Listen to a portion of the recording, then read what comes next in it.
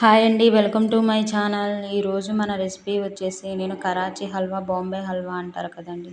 అదైతే తయారు చేశాను. అచ్చం స్వీట్ షాప్ స్టైల్‌లో లాగా చాలా పర్ఫెక్ట్‌గా అయితే కుదిరింది.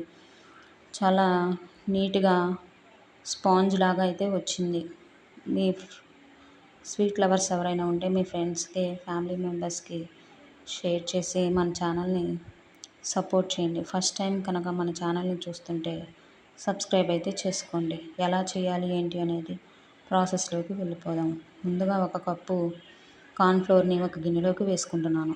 ఒక కప్పు కార్న్‌ఫ్లోర్‌కి 2 కప్పుల వాటర్ అయితే వేసుకొని కలుపుకోవాలి.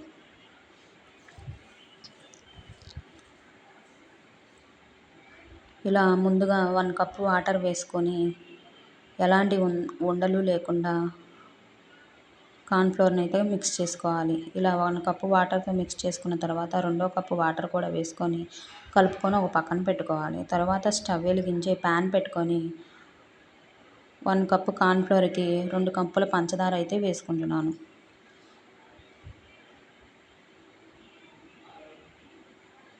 ఇలా 2 కప్పుల పంచదార, హాఫ్ కప్పు వాటర్ అయితే వేసుకుంటున్నాను. వాటర్ వేసుకొని లో ఫ్లేమ్‌లో ఈ పంచదార అంతా కరిగిపోయేంత వరకు కరిగించుకోవాలి. ఇలా పంచదార అంతా పూర్తిగా కరిగిపోయిన తర్వాత మనం మిక్స్ చేసి పెట్టుకున్న కార్న్‌ఫ్లోర్‌ని అయితే మళ్ళీ ఒకసారి కలుపుకొని ఈ పంచదార వాటర్‌లో వేసుకోవాలి. ఇలా గరిటెతో బాగా కలుపుతూ ఉండాలండి. లేదంటే అడుగు నుంచి ఉండ కట్టేస్తుంది. లో ఫ్లేమ్‌లో బాగా కలుపుకుంటూ ఉడికించుకోవాలి. ఇలా లో ఫ్లేమ్‌లో ఉడికించుకుంటూ ఉండంగానే బాగా దగ్గర పడిపోతుంది. ఎలాంటి ఉండలు లేకుండా గరిటెతో బాగా కలుపుతూ ఉండాలి. ఇలా కలుపుతూ నేను 2 టేబుల్ స్పూన్స్ నెయ్యిని అయితే యాడ్ చేసుకుంటున్నాను. ఇలా నెయ్యి వేసుకొని మళ్ళీ ఒకసారి బాగా కలుపుకోవాలి. మరలా 2 టేబుల్ స్పూన్స్ నెయ్యి యాడ్ చేసుకుంటున్నాను. మళ్ళీ 2 టేబుల్ స్పూన్స్ నెయ్యి యాడ్ చేసుకున్న తర్వాత ఒకసారి బాగా కలుపుకొని నేను ఫుడ్ కలర్ ఆరెంజ్ కలర్ అయితే తీసుకుంటున్నాను. ఈ ఫుడ్ కలర్ మీ ఆప్షనల్ అండి. గ్రీన్ అయినా తీసుకోవచ్చు, యెల్లో అయినా తీసుకోవచ్చు.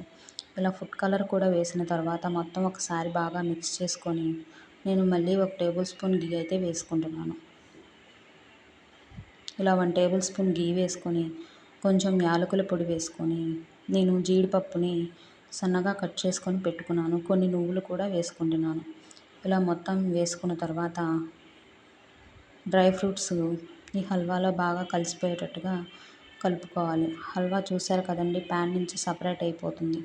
ఇలా ప్యాన్ నుంచి సపరేట్ అయిపోతుంది అంటే మనకి హల్వా బాగా రెడీ అయిపోయినట్టే.